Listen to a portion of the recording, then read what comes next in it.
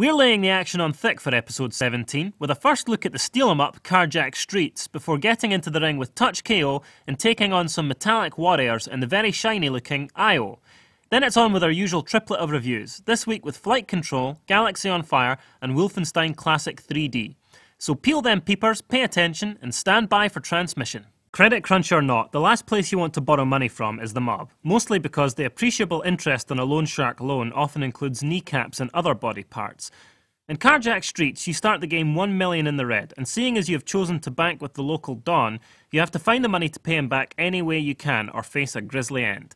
That means going on the crime spree thrill ride of a lifetime, stealing cars, robbing banks, taking out your enemies' enemies to get on their good side, and generally causing untold havoc at every turn. The top-down action looks smooth, fast-paced and uncluttered, so with a winning control scheme, there's no reason why Carjack Streets shouldn't be on course to become the head honcho of organised crime-em-ups on the iPhone. Look out for a review soon. Chilingo is readying its new prize fighter, Touch KO, and so far it's looking like a real heavyweight. The game features slow-motion knockouts, customisable fighters, and minigames where you can treat your pugilist's wounds by applying pressure on the touchscreen.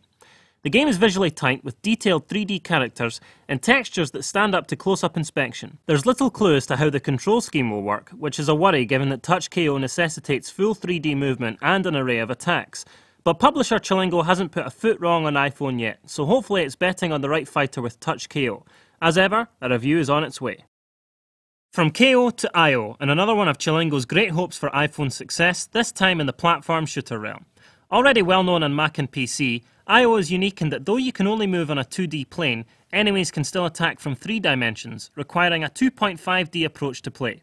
It's a good looking effort with dynamic lighting and layers of flashy environmental effects like smoke and steam.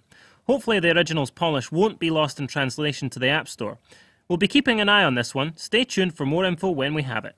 Flight Control doesn't deserve to be so devilishly addictive, given its seemingly limited concept. A red runway cuts across the centre of the screen, while a smaller yellow one sits at an angle towards the right with a helicopter landing pad at the top. It's your job as the air traffic controller to determine the flight path of approaching aircraft. Drawing a line with your finger from the plane to the relevant airstrip is all it takes to guide them in, with each aircraft blindly following whatever curving, circling, winding route you assign them. The sky can get pretty cluttered at times, which adds some real drama to such a simple yet brilliantly designed puzzle game. It takes some very creative and quick-fingered guidance to ensure each craft follows a safe path and arrives at the landing field when it's clear. Landing patterns do begin to reveal themselves after a certain amount of playtime, making it possible to predict your next move, and a tad of randomisation would have helped sustain the challenge. But as a cheap and clever casual game, Flight Control is without equal on the App Store in terms of raw addictiveness, and is surely a sign of Firement's bright future on the iPhone. In Galaxy on Fire, you play disgraced Starship Captain Keith T. Maxwell, fresh from being chucked out of the human fleet and forced into a life of galactic mercenary. There's a war going on, and Keith's loyalties are available to the highest bidder.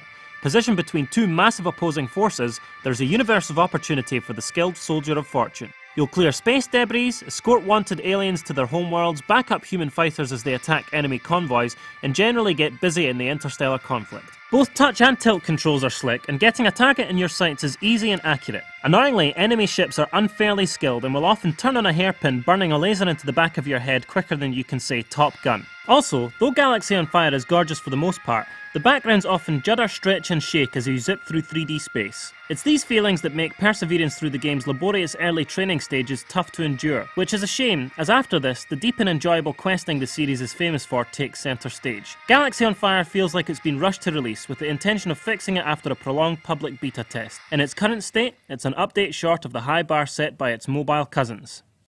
It seems like only yesterday when the games industry went Wolfenstein crazy. Now it's happening all over again, and ID Software's first-person shooter is as vital now as it was the first time around. You play an OSA super agent trying to escape the dungeons of the Nazis' castle Wolfenstein and its evil inhabitants. There's a D-pad in one corner and a fire button in the other, while rotate and strafe controls can be separated, with one in each corner and the fire button bumped up to the top right. These basic controls can be shuffled to your preference, and you can even add accelerometer input to make aiming even easier. Each floor of the castle is a maze of 3D rooms and corridors, and your only task is to find the exit alive. The place is hoaching with trigger-happy soldiers, so you need nimble thumbs to survive. The visuals have had a pleasant lick of paint, and the fast, furious blast-em-up action demands to be played again and again, even just to find the many hidden secret rooms.